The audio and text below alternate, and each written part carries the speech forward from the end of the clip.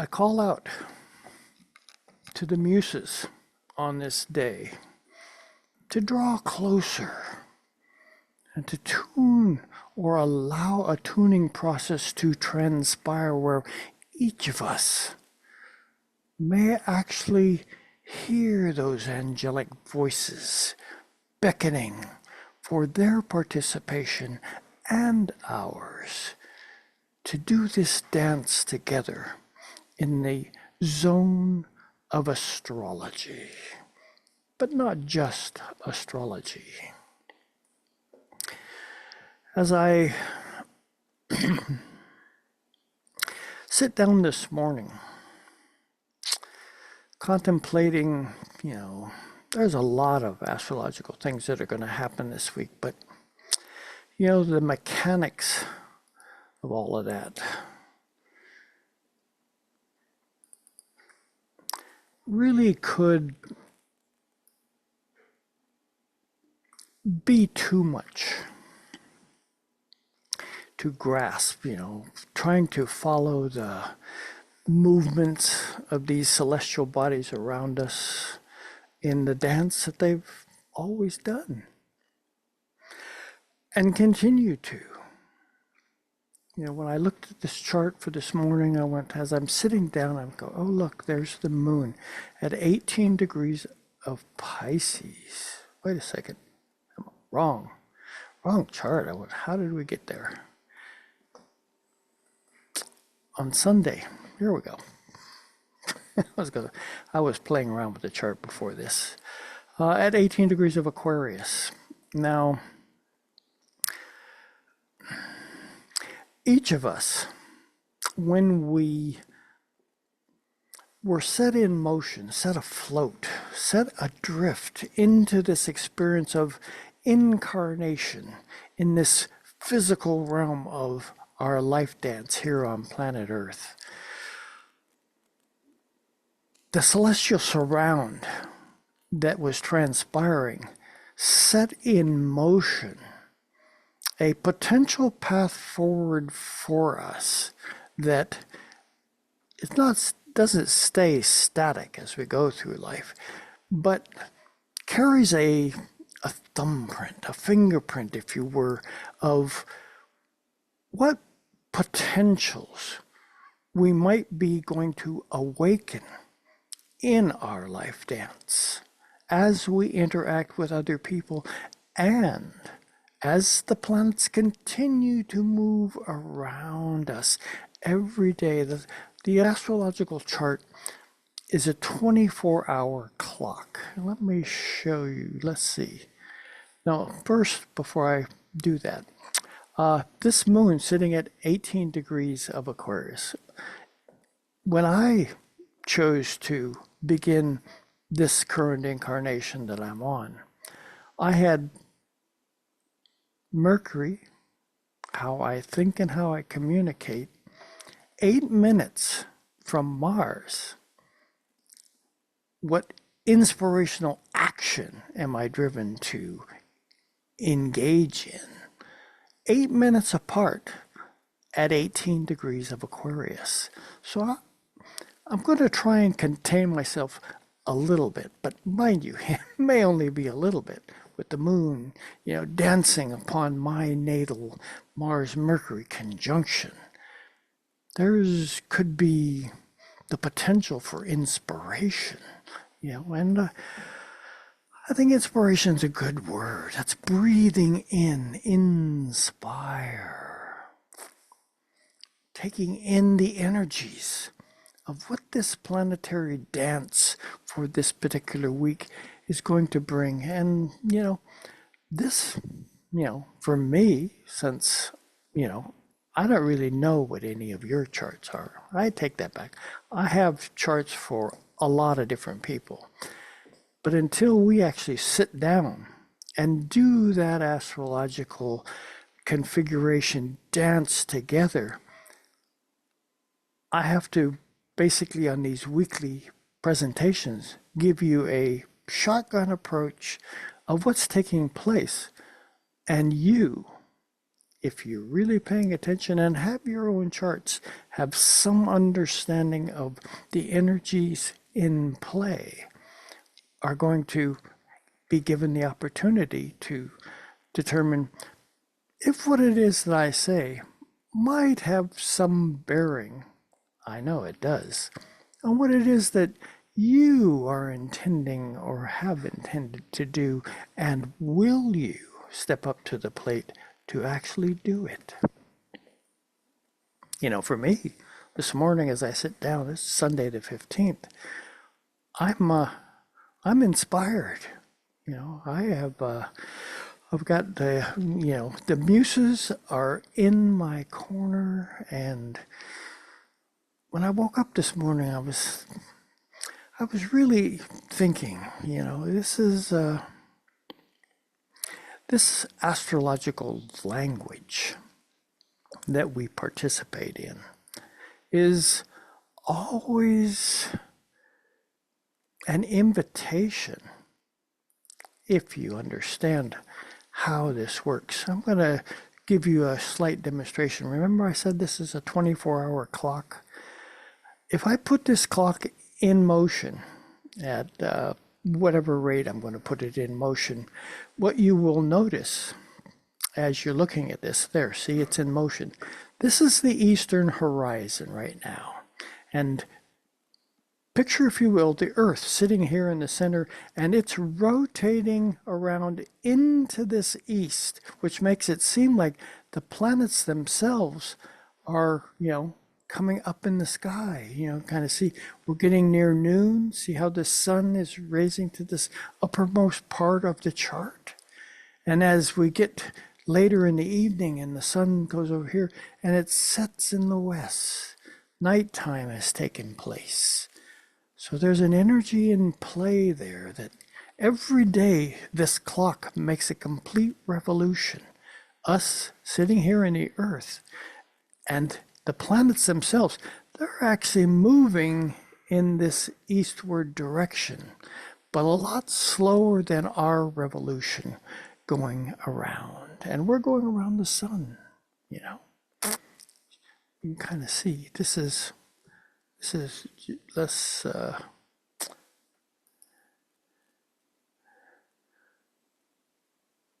I'm just going to change some things back to where I want to have them as I do this consideration. That's close enough.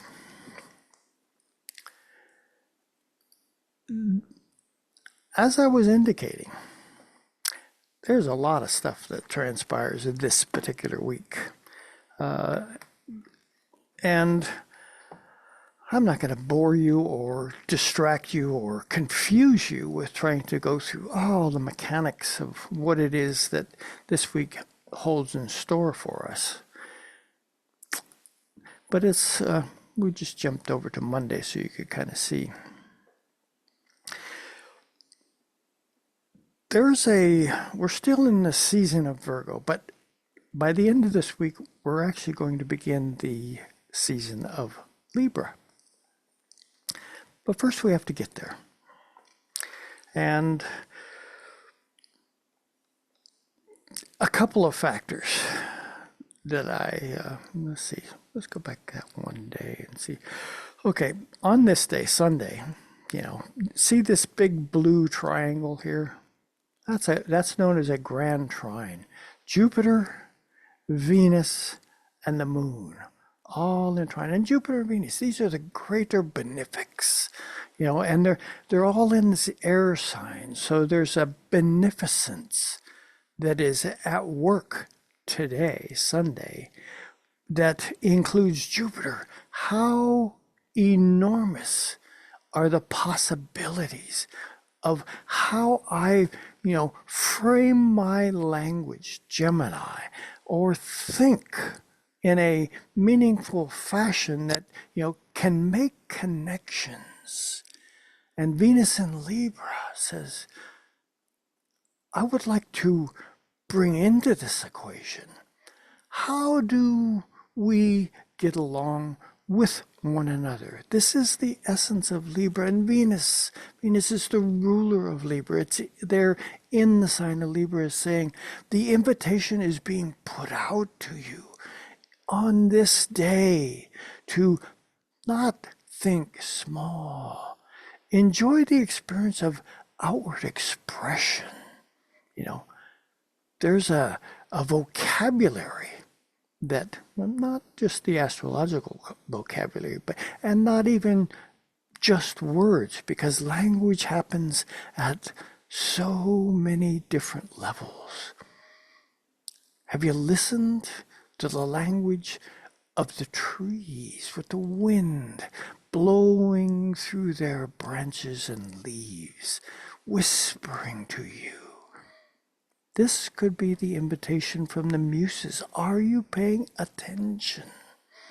And the moon, you know, our emotional quotient, that capacity that we have to feel things in this trine on this day is saying, are you listening? Do you sense, this is in Aquarius, do you sense the capability of engendering with an invitational way the capacity of what we as groups of like-minded folks might be able to inspire within each other and on the larger parameters around us, to be an invitation, to think out of the box. Anyway, that's the energy for today. I'm going to, let's see, there are so many astrological factors going on this week. Probably the most dynamic one is the fact that we've entered the season of the eclipse.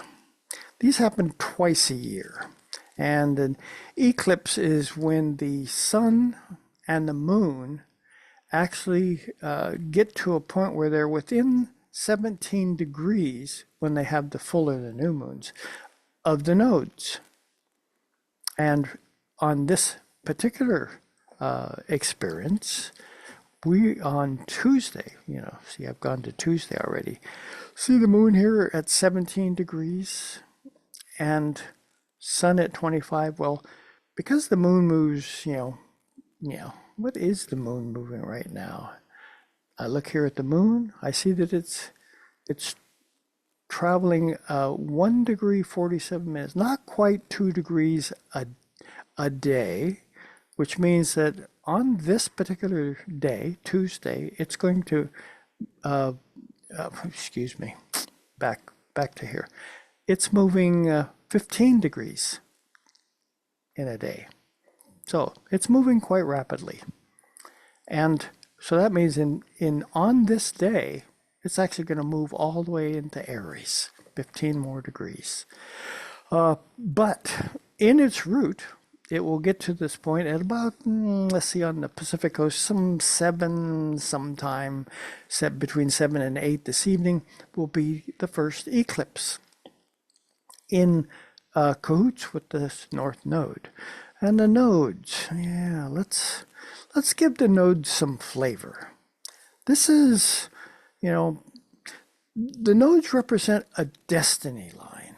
And since this is going to transpire at 25 degrees of Pisces, Sun at 25 degrees of Virgo, anything within these mutable signs, 25 degrees of Gemini, 25 degrees of Sagittarius, but, you know, give it some breath to work with, that these latter degrees of these mutable signs, are sensitized to that energy of, you know, the destiny kind of things.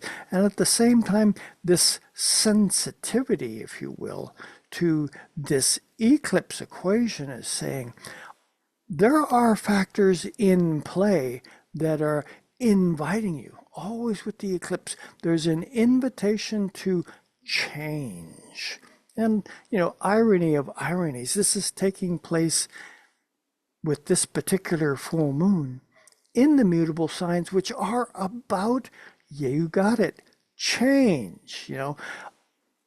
Do you sense, can you sense, could you, will you sense that there is something afoot that is an invitation to all of us to, step up to the plate? Perhaps those with planets near the ends of those mutable signs more so than the rest of us, but it is really all of us. This is in play for all of us saying, what is it that we're being invited to change into? And the eclipse energy. Eclipse energy, it hangs with us for, actually a substantial amount of time. And the next eclipse, which will be the solar eclipse in 2 weeks, is going to be over there in Aries. Yes, it will definitely be in Aries. So this eclipse season, I'm going to just look up really quickly. There's a thing called the Saros cycle.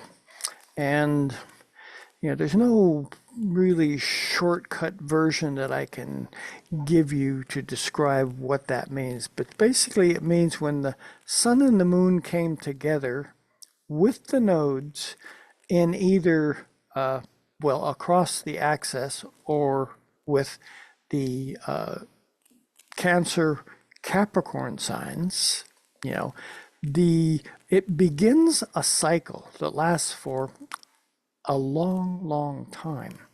Anyway, this particular Saros cycle, the one that we're basically going into for right now's eclipse dance, is known as the Saros cycle 8 South.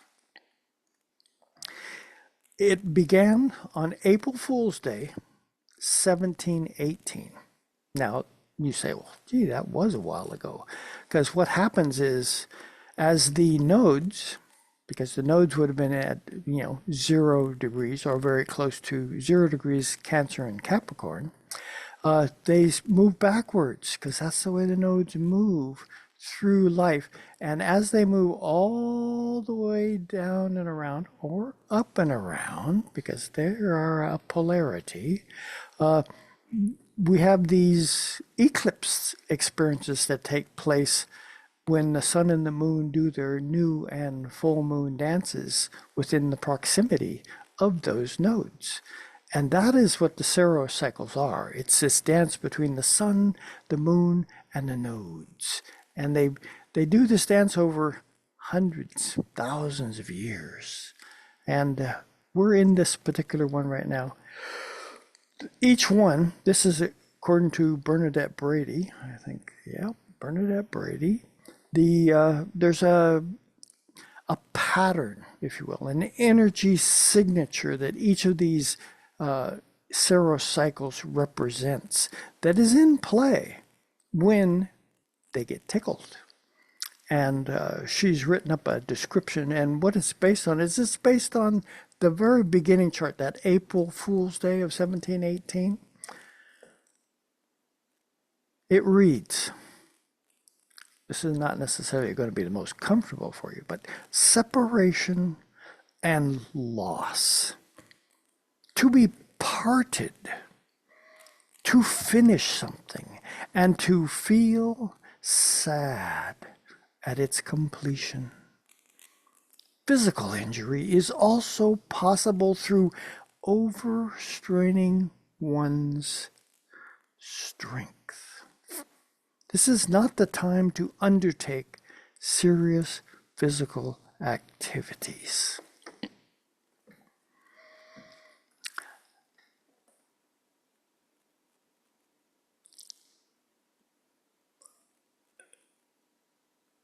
To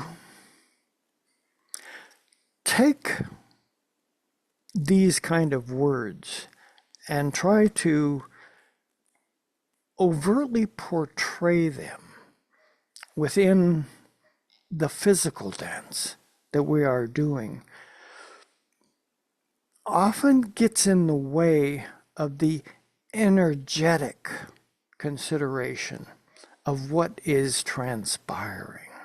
You know, we have this axis across the Virgo Pisces axis for this particular full moon lunar eclipse. From the Virgo solar side, there's always the striving to, align things in just the right way.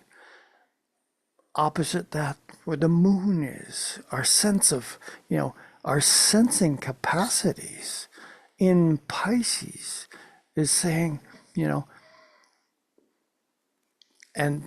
this is taking place, as you will notice, right next to Neptune, also doing its dance, and having a very strong affinity for the Piscean experience.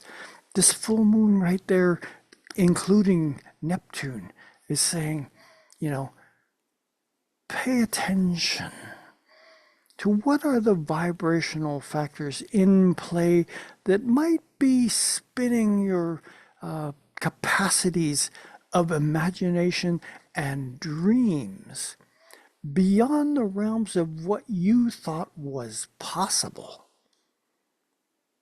There's a creativity in this Virgo Piscean axis that wants to, at the physical level, that earthy and Virgoan side where the sun is, to really, make an imprint that has lasting value. And from the Piscean side where the moon is, flitting very quickly as it is, there's a level of our creative imagination in play with this, saying, don't get too hung up on that physical part of the process, because there is the potential to awaken yourself to something new if you're willing to, what is it? Pisces, a 12th house kind of an energy, not necessarily in this chart, but a letting go is being invited into this equation to say, what has been, got me here, but I need to let it go in order to be open to the invitation for something new to put in an appearance. And that is the invitation of that destiny line, those nodes saying, it's time to awaken to something that it's just right there at the edge of your consciousness. If you but, open your channels to the muses that are trying to get your attention. Wake up to something that, your soul intended you to engage in this current incarnation.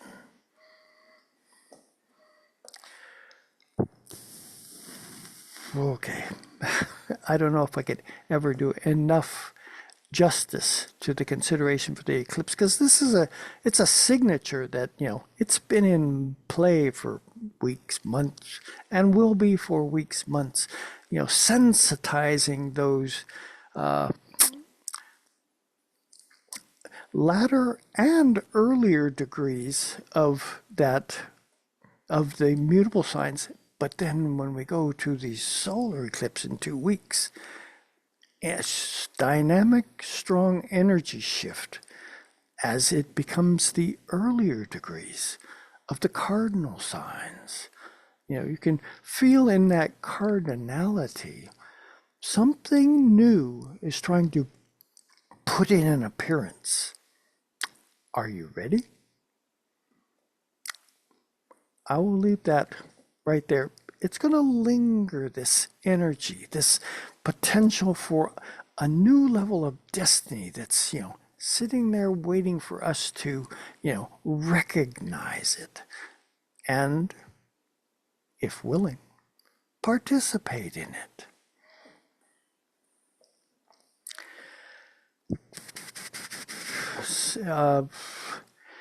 there is another, in this chart for this new moon, there's another, you kind of see these big blue triangle, new kind of energy.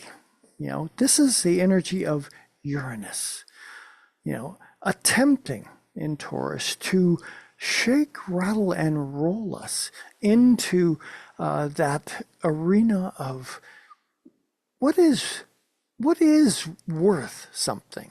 That is Taurus, trying to determine the worthiness of something.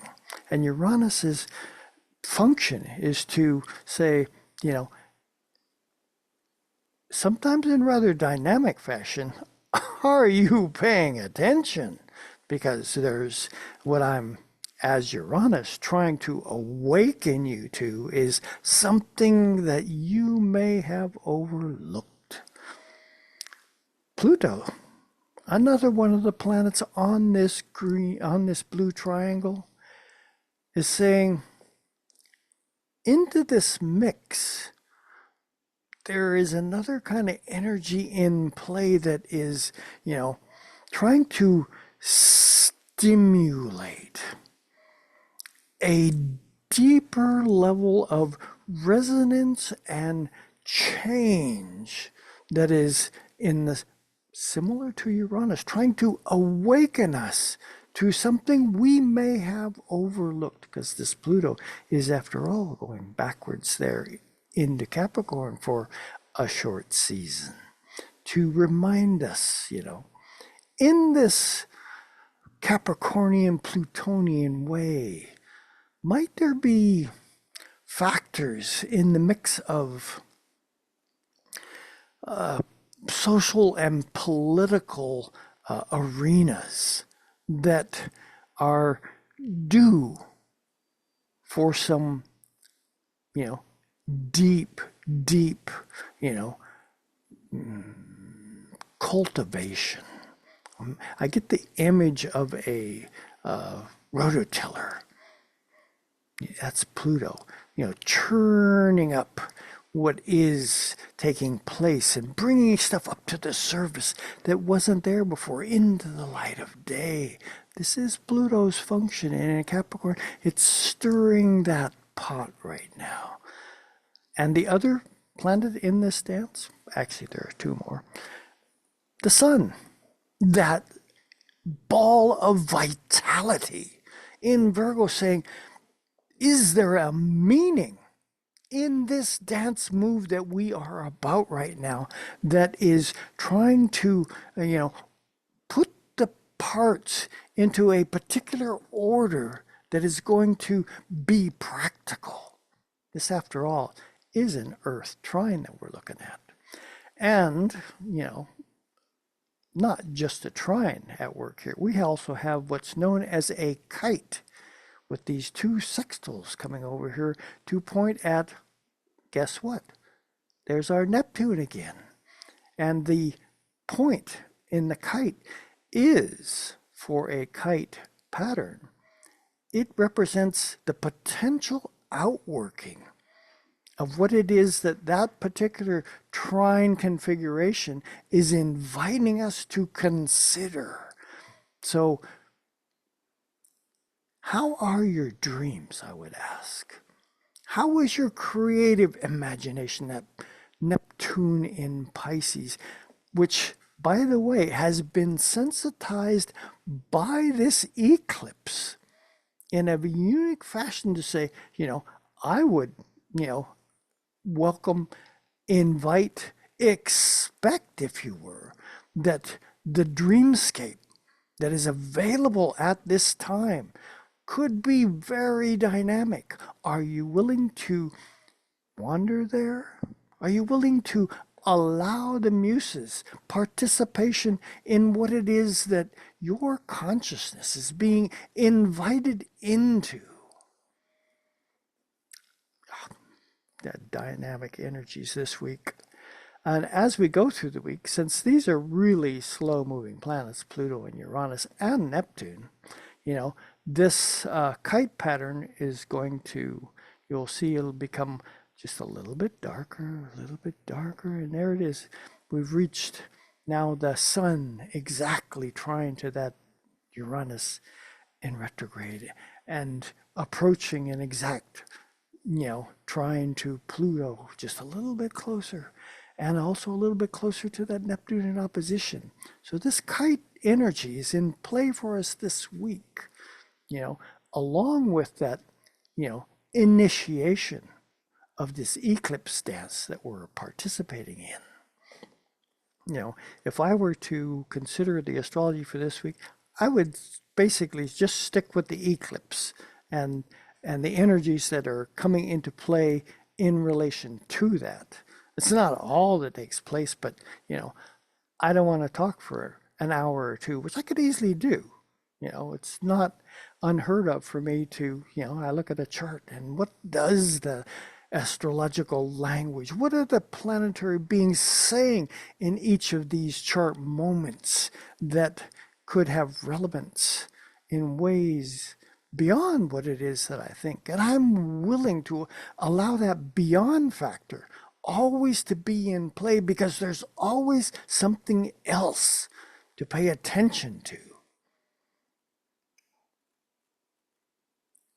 But in order to do that, I have to release what? The potential of a stranglehold on the past that is attempting to hold me back from what potential life is trying to awaken me to? I don't think so. Anyway, let's well, we made it to Thursday already. As you can see, the sun over here, it's getting closer and closer, and on here it is Saturday. As Saturday, whoa, bump.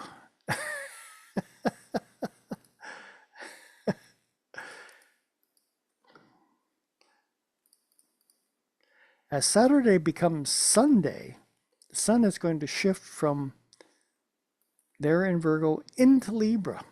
And, and you will see that it's also sneaking up on that south node of the moon.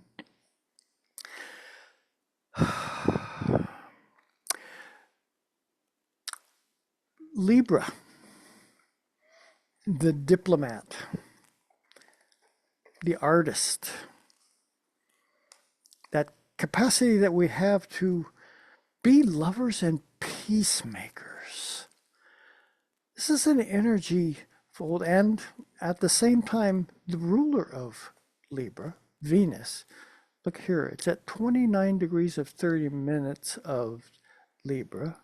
I'm curious to know what speed a degree, 1.25 degrees essentially per day is the rate that it's moving. So you can kind of see that on this very same day when the sun enters Libra, Venus is going to shift from Libra into Scorpio.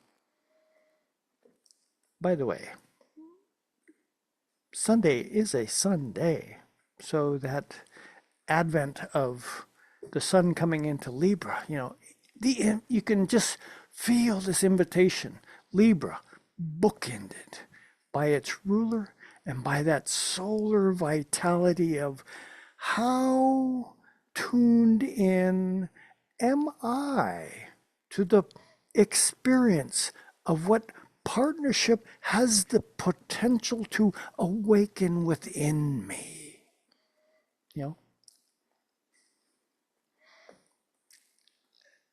That's what this particular week concludes on. An experience that says there's more.